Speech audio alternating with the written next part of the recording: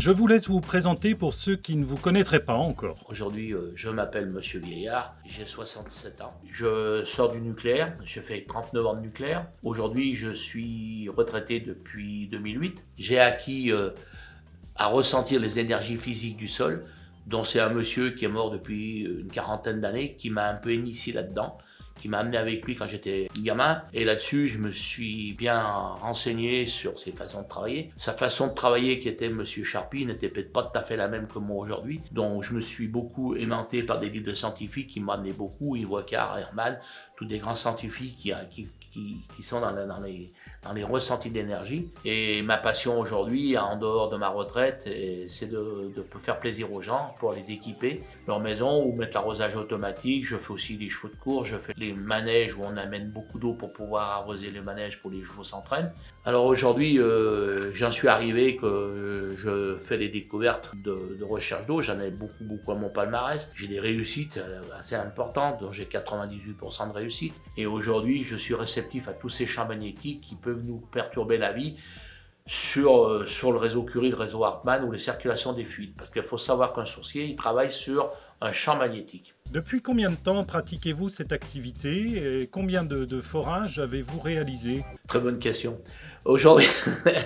Aujourd'hui, quand j'ai commencé d'abord, je vais être franc, je me cachais la nuit ou même pour travailler parce que je passais pour un élu béné, si vous voulez, parce que je ne suis pas arrivé là-dedans comme ça. Et aujourd'hui, j'ai travaillé on travaille avec la benne preneuse, on travaillait sur des puits qu'on faisait en 1000 et qu'on travaillait sur des profondeurs de 12 à 15 mètres. Alors j'ai travaillé avec une société qui m'a amené à creuser. Puis après, il s'est passé que l'eau était de plus en plus profonde, donc j'ai commencé à travailler avec un foreur. Et puis vu les résultats qui arrivaient, je me suis amélioré. Mais pour revenir depuis combien de temps je suis vraiment dans le métier, allez, je vais pas vous dire des mensonges, je sais pas, mais bien 35 ans. Alors au début, je vais vous dire franchement, je travaillais amateurement, on me donnait un saucisson, on me donnait une bouteille de vin, je me faisais pas rémunérer. Mais aujourd'hui, je suis déclaré, j'ai un numéro de siret, je paye des impôts, je n'ai pas peur de vous le dire. Et aujourd'hui, je suis appelé, vu les résultats que je possède, à des résultats quand même pas mal enrichissants pour moi et peu pour le client, à 98%.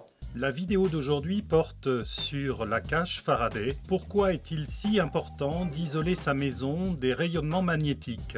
Pour moi, c'est très important parce qu'aujourd'hui, je m'en suis rendu compte par moi-même qu'en étant sourcier, on pouvait amener du bien à des personnes. Aujourd'hui, personne n'est censé connaître la cage Faraday, l'isolement des champs magnétiques, ou le réseau Curie, le réseau Hartmann, ou circulation des fluides. Aujourd'hui, pour moi, c'est très important parce que je me suis rendu compte qu'au bout de quelques heures, aujourd'hui, un sourcier comme moi, je suis vidé. Ça veut dire que je suis qu'un accu, comme une batterie qui se décharge, mais automatiquement, je joue avec ma résistance physique de mon corps, et à 90%, dès qu'on a les membres qui commencent à nous faire mal, ou les yeux qui commencent à pleurer, c'est qu'on n'est plus actif au champ magnétique qui nous perturbe. Vous proposez le principe de la cage Faraday pour isoler une maison. Qu'est-ce que cela évite? Cette cage Faraday évite quoi? Les circulations des fuites à l'intérieur d'une maison, ou d'une étable, ou d'une écurie, ou qui perturbent l'organisme. Ça veut dire cette cage Faraday, comme on travaille sur un champ magnétique qui est créé par le frottement de l'eau sur la matière, ou le réseau Curie, le réseau Hartmann, et automatiquement c'est une barrière. Cette barrière, qu'est-ce qu'elle fait? Avant qu'elle rentre dans la maison, on met un fil de cuivre tout le tour de la maison, et avant que le champ magnétique aille plus loin, ça le canalise, et le circuit se fait sur 2 fils qui renvoient les émissions plein nord. Ça veut dire qu'on fait une barrière, on isole le champ magnétique à l'intérieur d'une maison. Et comme je vous disais au départ, la partie la plus importante qu'il faut protéger, c'est la chambre.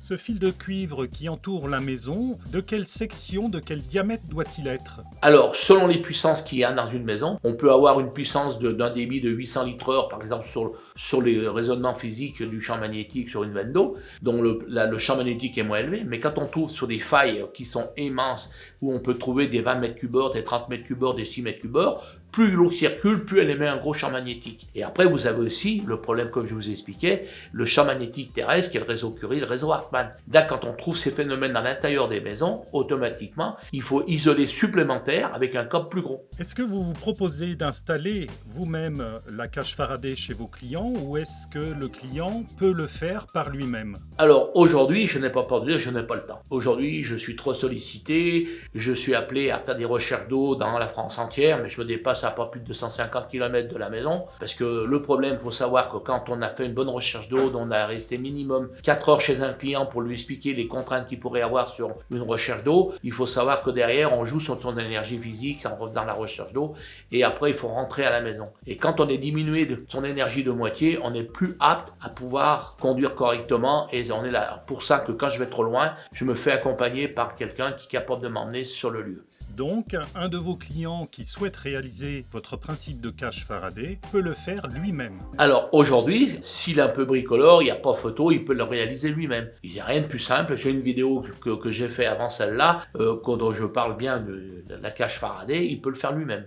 En termes de coût d'installation, est-ce que c'est une solution facilement envisageable? Oui, alors aujourd'hui, selon le calibre que vous mettez autour de votre main, c'est un fil de cuivre de 2,5 qu'on met dans les prises, qu'on dénude. Alors il y a une chose qui est très importante, c'est que ce fil de cuivre aujourd'hui, il faut le dénuder. Il faut qu'il soit brut à la masse. Ça veut dire qu'aujourd'hui, dès que le contact du champ magnétique arrive dessus, il faut qu'il soit pris. On ne met pas le fil de cuivre sur l'isolant plastique. On le dénude, on le met brut à la masse du champ magnétique. Si le client n'a pas assez de fil de cuivre et qu'il doit faire un raccord, alors aujourd'hui, c'est une chose qui est très importante, je ne veux pas de sucre. C'est-à-dire que si vous devez faire un raccord avec un fil de cuivre de 5, 4 carrés, 6 carrés, je veux qu'on le soude. On le soude à la baguette d'étain ou à la baguette d'argent. Pourquoi? Parce que le sucre, en vieillissant, qu'est-ce qui va se passer? Il va se détériorer et il va laisser passer. Et on appelle ça des amorces. Et une amorce n'est pas bon. Et là, après, elle va laisser passer une amorce, elle va relaisser passer les champs magnétiques et automatiquement, le champ magnétique va revenir dans la maison. le fil de cuivre part depuis le nord de la maison, il en fait le tour par l'ouest, le sud, l'est et revient sur la façade nord avec un écartement de 21 cm. C'est vrai qu'on part toujours le nord. Le nord, comme je vous ai expliqué tout à l'heure, c'est l'espérance, c'est le bien-être. Le sud, 90%, quand c'est le vent du sud, ça mène la pluie. Le puits, le vent, il appelle ça le vent des fous. Et aujourd'hui, je n'ai pas peur de vous dire que ce fil, il a une orientation plein nord. Pourquoi? Parce qu'on rejette les énergies plein nord. Mais cette énergie que je calcule entre 20 et 21 mètres d'écartement, je le mets à 20 à 21 d'écartement parce que ce champ magnétique, ce n'est pas du courant continu de l'alternative, c'est un champ magnétique terrestre dont 12 volts qui a peur à 4 volts. Et aujourd'hui, il faut le séparer de 21 cm parce que la circonférence du champ magnétique est une circonstance qui peut faire 10, 15, 30. Mais si on la rapproche trop, ça va se mélanger et automatiquement les énergies partiront pas naturellement plein nord. À partir du moment où la cage Faraday est installée, les champs magnétiques ne rentrent plus du tout dans la maison. Non, alors ça veut dire aussi que ils rentreront plus dans l'habitation, mais il faut attendre quand même parce que les murs se sont imprégnés de ces champs magnétiques, il faudrait quand même attendre un petit peu pour que ça retombe.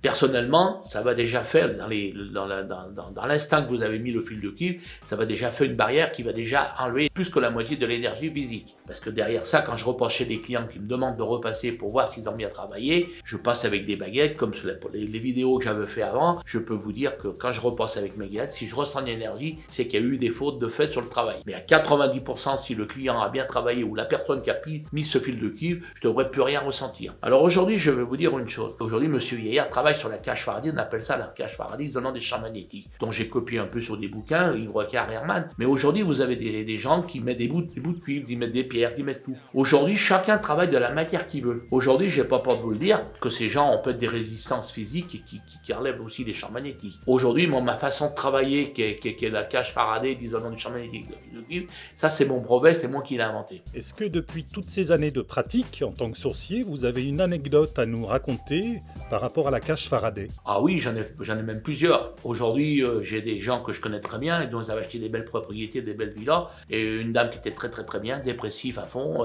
Quand il faisait 40 dehors, elle était toujours gelée, elle avait toujours froid. Et un jour, elle m'appelle, son mari travaillait avec moi à EDF, je n'ai pas peur de vous le dire. Et dépression, nerveuse, elle avait tout pour avoir des symptômes sur les résistances physiques naturelles du sol qui la perturbaient. Et je suis allé, je lui ai fait faire la cage Faraday. Et quand je lui ai fait faire la cage Faraday, c'est une femme qui ne s'est jamais reconnue. Elle a retrouvé son naturel. Et dès qu'elle était rentrée dans cette maison qu'elle avait fait construire, elle a eu des gros problèmes. Et puis c'est Gilles et moi, je ne sais pas que c'est grâce à moi, mais en ayant fait la cage Faraday d'isolement du champ magnétique, a retrouvé sa nature naturelle de son corps. Les roches qui sont dans le sous-sol peuvent influencer l'effet ressenti du sourcier. Pouvez-vous nous en dire plus sur ces roches?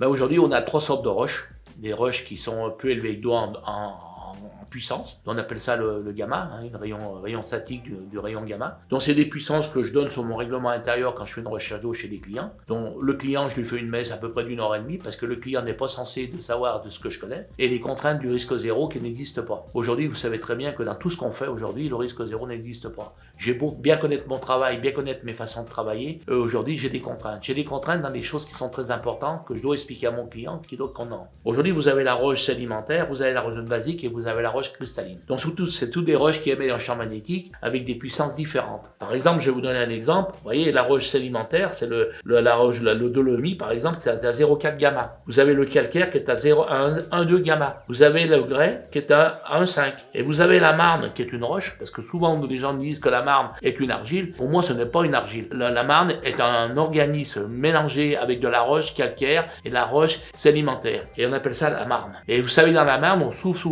on trouve du gaz qui s'appelle le radon, qui est un gaz qui est très très toxique. Et souvent, ça m'est arrivé dans ma carrière, faire des forages, j'ai trouvé du radon. Alors aujourd'hui, vous avez aussi la roche basique, par exemple. Vous voyez, le dolomie, le calcaire, le doré. Et après, vous avez une roche que je suis très angoissé avec cette roche, c'est la roche cristalline. Vous savez que la roche cristalline, elle a un composant, c'est le quartz. Le quartz, c'est une puissance blanche qui est à l'intérieur du granit et qui est une pierre qui émet une roche, on peut appeler une roche, qui est une roche qui émet 1,35 gamma, qui est une roche qui est très puissante sur le granit. Et nous, les sourciers, quand on travaille dans des particules travaillées comme ça, on prend des puissances énergétiques, on en prend plein, et automatiquement, on est perturbé là-dedans, et là, il faut y aller avec des pincettes. Et à 90%, on prend des failles, mais on prend jamais des gros débits dans les roches comme ça. Il y a un ouvrage sur votre table, devant vous, Votre santé en lieu sûr. Pouvez-vous nous en dire plus sur ce livre ? Alors c'est un ouvrage qui est très bien fait. Ce monsieur s'appelle Alain Deluzan. C'est un monsieur que j'ai lu ses vidéos, je l'ai connu sur internet. Si vous voulez, dans sa façon de présenter les choses sur le réseau Cube, c'est un homme qui est quand même plus instruit que moi et puis qui a des expériences plus élevées que moi, sur le réseau Curie, le réseau Hartmann, sur l'eau souterraine aussi, il en parle très bien dans son livre. C'est un livre qui est très intéressant à lire et qui amène beaucoup sur l'être humain et que je conseille de lire. Et aujourd'hui, c'est un livre qui m'a amené aussi beaucoup, comme d'autres livres, Yves Rocard, et qui était un grand scientifique aussi. Mais ce livre-là, pour la maison, pour votre santé dans le lieu de sûr, est un livre qui m'a amené beaucoup et qui amène beaucoup aux gens.